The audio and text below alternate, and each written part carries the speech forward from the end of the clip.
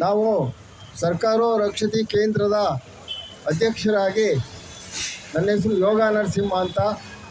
ಇವತ್ತು ಸರ್ಕಾರ ರಕ್ಷತಿ ಕೇಂದ್ರ ಯಾಕೆ ಸ್ಥಾಪನೆಯಾಗಿದೆ, ಅದರ ಉದ್ದೇಶ ಏನು, ಇದರ ಬಗ್ಗೆ ಮಾತನಾಡೋದಕ್ಕೋಸ್ಕರ ಇವತ್ತು ತಮ್ಮ ಮುಂದೆ ನಿಂತ್ಕೊಂಡಿದ್ದೇನೆ. ಸರ್ಕಾರ ರಕ್ಷತಿ ಕೇಂದ್ರ ಒಂದು ಭದ್ರವಾದ ಬುನಾದಿಗಳ ಮೇಲೆ ನಿಂತ್ಕೊಂಡಿದೆ. ಒಂದು ಭಾವನಾತ್ಮಕವಾದ ಬುನಾದಿ, ಇನ್ನೊಂದು ವಾಸ್ತವಿಕವಾದಂಥ ಬುನಾದಿ.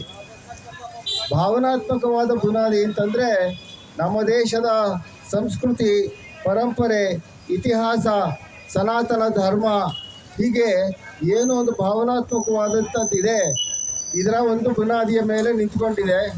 ಹಾಗೆ ವಾಸ್ತವಿಕವಾಗಿ ಏನು ಇವತ್ತು ನಾವು ಸಮಸ್ಯೆಗಳನ್ನು ಎದುರಿಸ್ತಾ ಇದ್ದೇವೆ, ಆ ಸಮಸ್ಯೆಗಳು ಈ ದೇಶದ ನಮ್ಮ ಒಂದು ಪ್ರಾಕೃತಿಕ ಸಂಪತ್ತಿರ್ತಕ್ಕಂಥ ಭೂಮಿ, ನೀರು,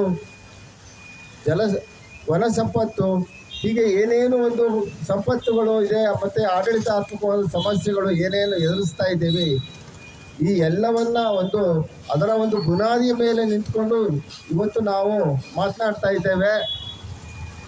ಸರ್ಕಾರ ರಕ್ಷತಿ ಕೇಂದ್ರದ ಒಂದು ಘೋಷಣೆ ಇದೆ, ಸರ್ಕಾರ ರಕ್ಷತಿ ರಕ್ಷಿತಃ ಅಂತ.